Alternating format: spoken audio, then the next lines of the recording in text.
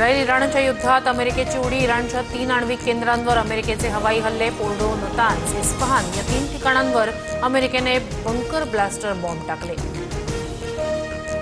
अमेरिकेच्या इराणवरील हल्ल्यानं आंतरराष्ट्रीय कायद्यांचं उल्लंघन. रशियाकडून निषेध व्यक्त. अमेरिकेच्या हल्ल्यानंतर इराणचे परराष्ट्र मंत्री पुतिन यांची भेट घेणार. अमेरिकेच्या हल्ल्यानंतर इस्रायलकडून इराणच्या शहरांवर हल्ले.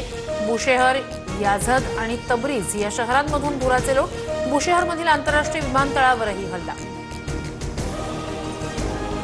अमेरिकेच्या हल्ल्याआधीच इराणनं युरेनियम इतरत्र हलवल्यानं कमी नुकसान. रॉयटर्सच्या सूत्रांची माहिती. मात्र 3ही आण्विक केंद्र नष्ट केल्याचा अमेरिकेचा दावा.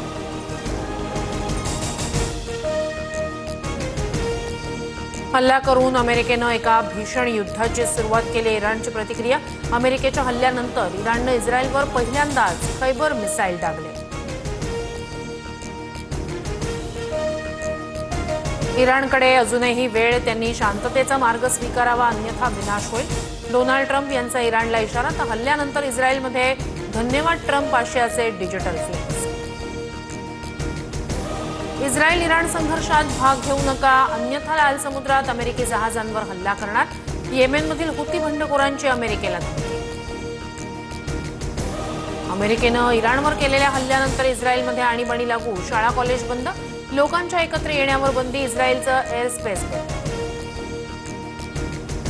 युद्धग्रस्त इराणमधून आतापर्यंत 1100 भारतीय मायदेशी. ऑपरेशन सिंधू अंतर्गत भारतीय पुन्हा भारतात परतले. भास्कर जाधवांच्या राजकारणातील निवृत्तीच्या संकेतांनंतर नाराजीच्या चर्चा. भास्कर जाधवांनी भावना व्यक्त केल्या. ठाकरे दखल घेतील. संजय राऊतांची प्रतिक्रिया. भाषण करायला मिळालंच पाहिजे अशी हवा माझ्या डोक्यात गेली नाही. जी हुजूर करत मी कुणामागे फिरत बसत नाही. भास्कर जाधवांचं वक्तव्य. माळेगाव सहकारी साखर कारखान्यासाठी संध्याकाळी 5 पर्यंत 84.52% मतदान. निवडणुकीत अजित पवार विरुद्ध चंद्रराव तावरे असा थेट सामना. प्रचंड मतदान झाल्यानं निकालाचा सस्पेन्स वाढला. वारीमुळे रस्ता जाम होतो, मात्र आम्ही नमाज पठण केल्यावर तक्रारी करतात. अबू आझमींचं वादग्रस्त वक्तव्य.